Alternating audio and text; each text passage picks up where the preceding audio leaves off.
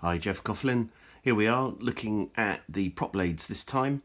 You can remember we sprayed them that dark grey, which is good. I think any sort of dark grey colour is good to represent more of a kind of a scale black, really, I think, in that sense. Especially, again, out in this sort of theatre, all the paint tones are going to have faded slightly, at least. And so for me, dark grey is better than black any day of the week.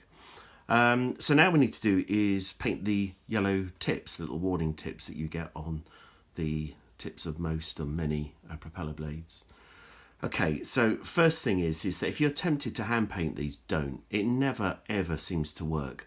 And I can't tell you the number of models I've looked at, and generally you think, oh, that's a nice looking model, and then you start to look a bit closer. And in order to save time, I suspect, the modelers just try to hand paint these tips. Well, and it looks like they're hand painted, and I think it ruins the whole model, to be honest. It's that kind of significant. So for me, even if it's going to take sort of seconds to spray these, mask them out, spray them every single time. It's always going to be result in a better finish. And for me, you can see what I'm doing here. All I've done is cut off some simple pieces of Tamiya tape, masking tape.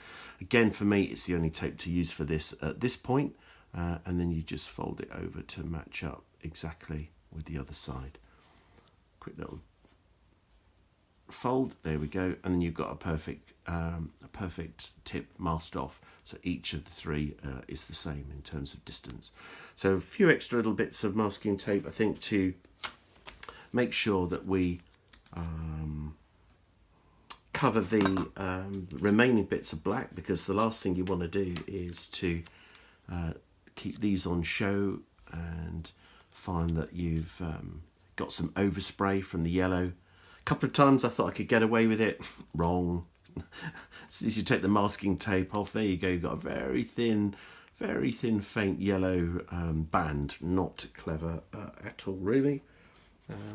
And it's so avoidable, that's the point. So just when you think you might be going to cut a corner, not really a very clever idea, because usually it will come and bite you, so you don't want to do that.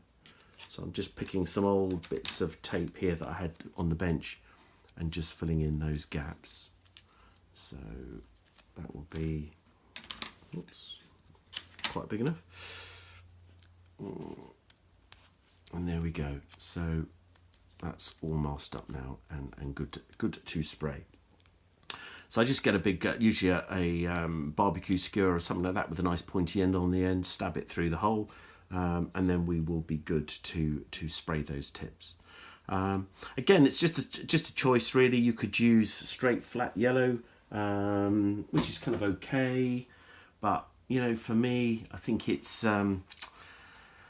again, it often looks just too bright, so why would you have one part of it would weather but the yellow wouldn't? It doesn't make sense to me.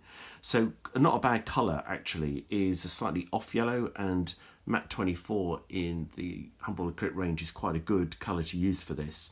Or you could use, obviously, some other preferred paint you might have to hand. But the idea is to get a slightly more faded, toned down yellow rather than a big bright yellow, which might stick out a bit too much. Okay, so that's next, and we can get on and deal with that, and then we can come back and weather the prop blades, just like we did with the spinner, really.